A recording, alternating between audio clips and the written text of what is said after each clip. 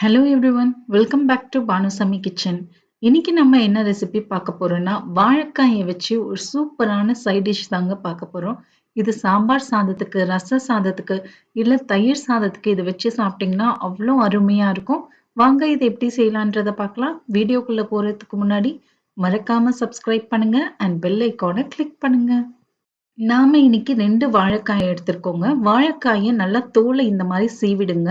2 வாழைக்காயும் தோலை சீவிட்டு சின்ன சின்னதா கட் பண்ணிக்கோங்க. இந்த மாதிரி சின்ன சின்னதா கட் பண்ணி தண்ணியில போட்டு வச்சிருங்க. இல்லைன்னா கருப்பாயிடும். தண்ணியிலேயே இருக்கட்டும். நாம செய்ய ஸ்டார்ட் பண்ணிடலாம். ஒரு கடாய் எடுத்துக்கோங்க. இதுல 1 டேபிள் ஸ்பூன் அளவுக்கு எண்ணெய். எண்ணெய் நல்லா சூடான பிறகு 1 டேபிள் ஸ்பூன் கடலைப்பருப்பு சேர்த்துக்கோங்க. அடுப்பு தீயை மிதமான சூட்லயே வச்சுக்கோங்க. இது கூடவே 1 டீஸ்பூன் அளவுக்கு உளுத்தம் பருப்பு. இது ரெண்டுத்தையும் சேர்த்துட்டு நம்ம பொன்னிறமா வறுத்துக்கலாங்க. அடுப்பு தீயை மிதமான சூட்லயே வச்சு வறுத்துக்கோங்க. இல்லைன்னா கருகிடும்.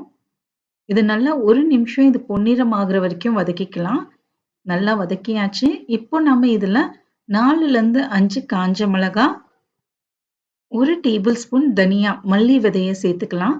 1/2 டீஸ்பூன் சீரகம், 1/2 டீஸ்பூன் மிளகு, கொஞ்சமா கருவேப்பிலை இதெல்லாம் சேர்த்துட்டு மிதமான சூட்லயே 1 நிமிஷம் நல்லா வறுத்துக்கோங்க.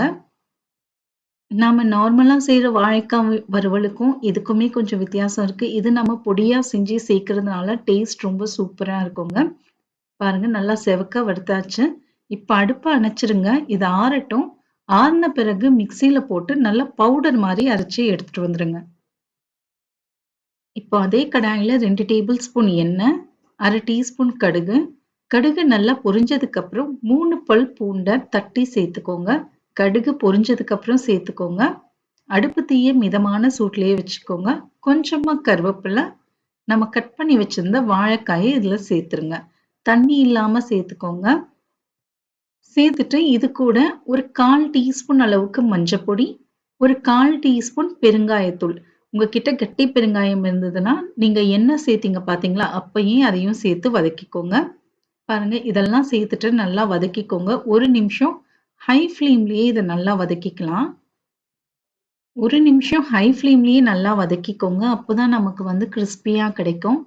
பாருங்க நல்லா வதக்கியாச்சு. இப்ப தேவையான அளவுக்கு உப்பு சேர்த்துக்கோங்க. உப்பை சேர்த்துட்டு நம்ம மூடியை போட்டு லோ ஃப்ளேம்ல 2 நிமிஷம் வச்சிடலாங்க. நம்ம தண்ணிலாம் எதுவும் சேர்க்க வேண்டாம். அப்போதான் நமக்கு கிறிஸ்பியா கிடைக்கும். தண்ணி சேர்த்தீங்கன்னா ஒரு மாதிரி உருளைக்கிழங்கு பதத்துக்கு வந்துடும். மூடியை போட்டு 2 நிமிஷம் லோ ஃப்ளேம்ல வச்சிருங்க. 2 நிமிஷத்துக்கு அப்புறம் நம்ம ஓபன் பண்ணுவோம். பாருங்க நல்லா வெந்துடுச்சு வாழைக்காய். நீங்க கையில எடுத்து நசுக்கி பார்த்தீங்கன்னா உங்களுக்கே தெரியும் நல்லா சாஃப்டா இருக்கும். இப்போ நம்ம இதுல அரைச்சு வச்சிருந்த பொடியை சேர்த்துக்கலாங்க. எல்லா பொடியும் சேர்த்துருங்க. சேர்த்துட்டு ஹை ஃப்ளேம்லயே இதை நல்லா வதக்கிக்கலாம். நம்ம அந்த பொடி வாழைக்காய் எல்லாம் கலந்து வர அளவுக்கு ஃப்ரை பண்ணிக்கோங்க. எனக்கு காரம் இதுல கரெக்டா இருந்ததுங்க. அதனால நான் சேர்த்துக்கல. உங்களுக்கு காரம் கொஞ்சம் கம்மியா இருந்தது அப்படின்னா இந்த சமயத்துல கொஞ்சமா நீங்க மிளகுத்தூளோ இல்ல மிளகாய் தூளோ 1/4 டீஸ்பூன் சேர்த்துட்டு நல்லா ஃப்ரை பண்ணிக்கோங்க. 1 நிமிஷம் இது நல்லா ஃப்ரை பண்ணுங்க. அப்பதான் நமக்கு வந்து கிறிஸ்பியா இருக்கும் வாழைக்காய். பாருங்க இந்த அளவுக்கு ஃப்ரை பண்ணதுக்கு அப்புறம் மூடியை போட்டு லோ ஃப்ளேம்ல 2 நிமிஷம் அப்படியே வச்சிருங்க. 2 நிமிஷத்துக்கு அப்புறம் நம்ம ஓபன் பண்ணி பார்ப்போம். 2 நிமிஷத்துக்கு அப்புறம் ஓபன் பண்ணி பாருங்க. பாருங்க நல்லா மசாலாலாம் அந்த வாழைக்காவோட சூப்பரா கோட் ஆயிடுச்சு. இப்ப கடைசியா இதுல நம்ம 2 டேபிள் ஸ்பூன் அளவுக்கு தேங்காய் துருவலை சேர்த்துட்டு 1 நிமிஷம் ஹை ஃப்ளேம்லயே நல்லா கிளறிக்கோங்க. தேங்காய் துருவல் ஆப்ஷனல் தாங்க. உங்களுக்கு தேவைன்னா நீங்க சேர்த்துக்கோங்க. இல்லைன்னா தேங்காய் துருவல் இல்லாம கூட செய்யலாம். ஆனா தேங்காய் துருவல் போட்டு செய்யும் போது டேஸ்ட் சூப்பரா இருக்கும். 1 நிமிஷம் இதை ஹை ஃப்ளேம்லயே வச்சு நல்லா இந்த மாதிரி ஃப்ரை பண்ணிக்கோங்க. இது நம்ம சாம்பார் சாதத்துக்கு, ரச சாதத்துக்கு, தயிர் சாதத்துல வச்சு சாப்பிட்டீங்கன்னா அவ்வளோ டேஸ்டா இருக்குங்க. அவ்வளோதாங்க, நமக்கு சூப்பரான வாழைக்காய் பொடி வறுவல் ரெடி ஆயாச்சு.